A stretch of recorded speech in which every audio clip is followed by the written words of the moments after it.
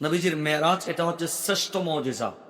নবীজির মেরাজ, আল্লাহ নবীকে যত মুজিজা দিয়েছেন সমস্ত মুজিজার মধ্যে শ্রেষ্ঠ কতগুলো মুজিজা আছে, যেমন নাকি কোরআনে পাক 30 পারা কোরআন, এটা আল্লাহর কুদরত, আল্লাহর কালাম আর আমার নবীর শ্রেষ্ঠ মুজিজা। এক্স্যাক্টলি নবীজির শ্রেষ্ঠ মুজিজার মধ্যে একটা মুজিজা হচ্ছে মেরাজুন নবী সাল্লাল্লাহু আলাইহি ওয়াসাল্লাম। এটা জোরে বলুন না সুবহানাল্লাহ। এই মেরাজ 3 ভাগে বিভক্ত। কয় ভাগে? 3 ভাগে বিভক্ত। নবীজির জীবনে যে মেরাজ কতবার হয়েছে এটা যদি কিতাব অ্যানালাইসিস করি আমরা দেখতে পাবো নবীজির জীবনে 34 বার নবীজির মেরাজ হয়েছে। কয়বার? 34 বার নবীজির মেরাজ হয়েছে।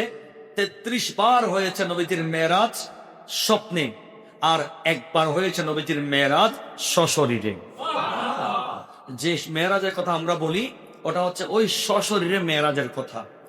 এখন তাহলে নবীজির মেরাজ জীবনে কয়বার? একটু বড় করে বলি। 33 বার হচ্ছে স্বপ্নে, আর একবার ফিজিক্যালি হয়েছে। ফিজিক্যাল ভাবে, শারীরিক ভাবে একবার মেরাজ হয়েছে। একটু জোরে বলুন সুবহানাল্লাহ। এই মেরাজের পার্ট 3টা। কয়টা? 3টা পার্ট। নাম্বার 1 ইসরা। নাম্বার 1 ইসরা। 2 নম্বর মেরাজ। 3 নম্বর এরাজ। কয়টা বললাম? 3টা পার্ট আছে। মেরাজ পার্ট 1, পার্ট 2, পার্ট 3। এখন মেরাজের প্রথম পার্ট কি? ইসরা। বলো নাকি ইসরা। এই ইসরার দলিল কোথায় আছে?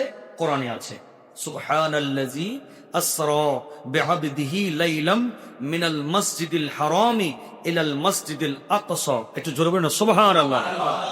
এখন আপনারা বলতে পারেন হুজুর কোরআন হাদিসের দলিল ছাড়া কোনো কিছু শুনতে রাজি নাই, অথেন্টিক রেফারেন্স লাগবে। আমি বলি ভাই ওয়েট এন্ড সি। আপনি ধরেন, বসুন, ভালো করে শুনুন। 1 নাম্বার ইসরা যেটা, এটার দলিল হচ্ছে কোরআনে, আর মেরাজ এবং এরাজ এটার স্পষ্ট দলিল হচ্ছে হাদিসে। একটু জোরে বলবো না সুবহানাল্লাহ। তাইলে মেরাজের 3টা পার্টের প্রথম পার্ট কোথায়? কোরআনে। দ্বিতীয় এবং তৃতীয় পার্ট কোথায়?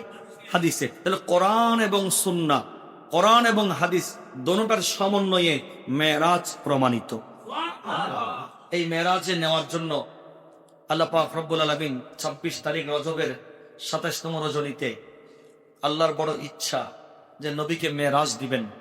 তো জিবরিলকে ডাকলেন, ও জিবরিল যাও 70,000 ফেরেশতা নিয়ে জান্নাত থেকে একটা বোরাক নিয়ে, নূরানি ড্রেস নিয়ে আসমানকে সবাইকে বলো সাজিয়ে ফেলতে, জান্নাতকে সাজাতে বলো। আমার হাবিব রহমতে দো জাহাঁকে জিবরিল তুমি আমার কাছে নিয়ে আসো। ইনভাইট পাঠাচ্ছেন কে? ইনভিটেশন কার্ড নিয়ে আসতেছেন কে? জিবরিল। আসতেছেন কে? ইনভাইট পাঠানো হচ্ছে কার কাছে? নবীর কাছে। কোন নবী, এমন নবী আছে যারা ডাইরেক্ট আল্লাহকে দেখতে চেয়েছেন, যেমন মুসা কালিমুল্লাহ, কিন্তু আল্লাহ বলেন লন তারানি, মুসা তুমি দেখবা না। বেশি যখন আপিল করে ফেলেছেন মুসা, তাইলে আমার একটা কুদরতের ঝলওয়া সুইয়ের আগা বরাবর 70,000 পর্দার উপর থেকে তোমার তুর পাহাড়ে যেখানে দাঁড়িয়েছ ওখানে ফেলবো।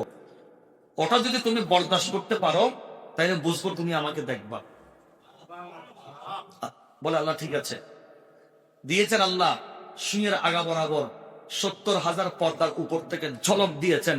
এক ঝলকে মুসা বেহুশ, গোটা তুর পাহাড় জলে পড়ে ছাই হয়ে গেছে। এটা মুসাকে আমার আল্লাহ কুদরত দেখিয়েছেন, পাওয়ার অফ আল্লাহ। কিন্তু আমার নবী কখনো আল্লাহকে দেখতে এটা আপিল করেন নাই, চান নাই, না চাইতেই আল্লাহ চেয়ে বসেছেন। আল্লাহ বলেন হাবিব আপনি না চাইলেও আমার কিন্তু আপনাকে আমার লামকানের দুলহা বানিয়ে নিয়ে এসে একটু সামনাসামনি ফিজিক্যাল দেখতে মন চাচ্ছে। সেটার নাম হচ্ছে এরাজ মেরাজ।